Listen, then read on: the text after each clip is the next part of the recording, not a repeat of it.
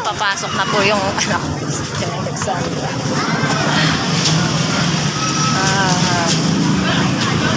Si teacher.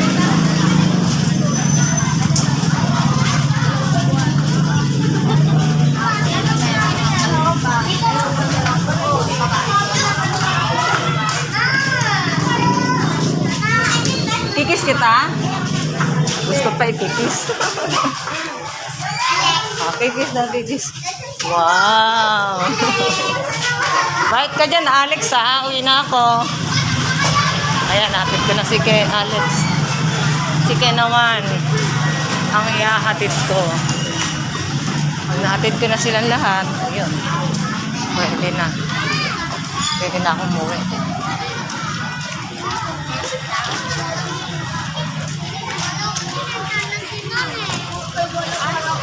Okay, Ken.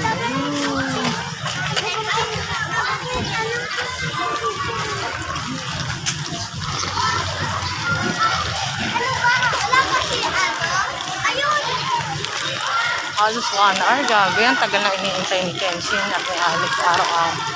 At least hindi sila late. Ito nga pala yung covered court nila. Laki. Kasi maganda pa rito. Yung mga waiting area. Yan. Diba? Yung mga bench. May pa-bench pa. Ang school.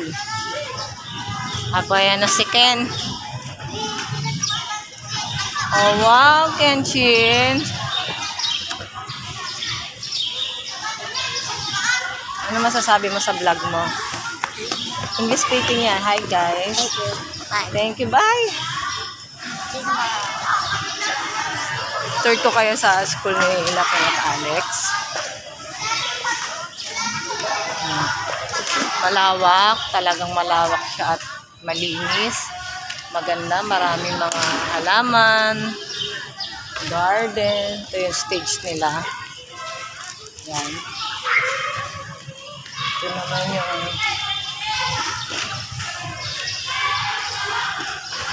two-story building. Ito naman yung classroom ni Ella, yung may nakasulat na makatao dun sa dulo.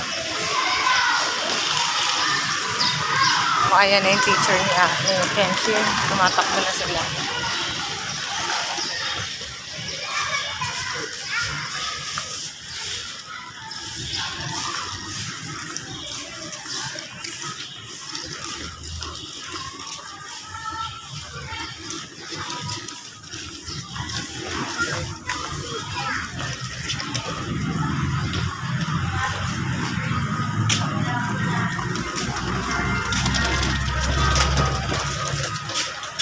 Check ko lang kung nakapasok na yung anak ko.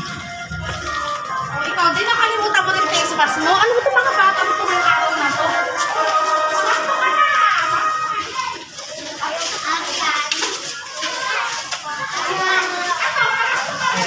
Ken, bye-bye, Ken.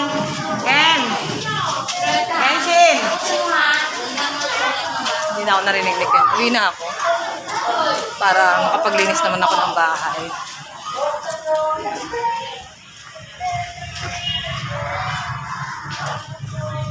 Siyempre, as usual, lakad tayo. Sa bahay, marami nag-iintay ng gawain.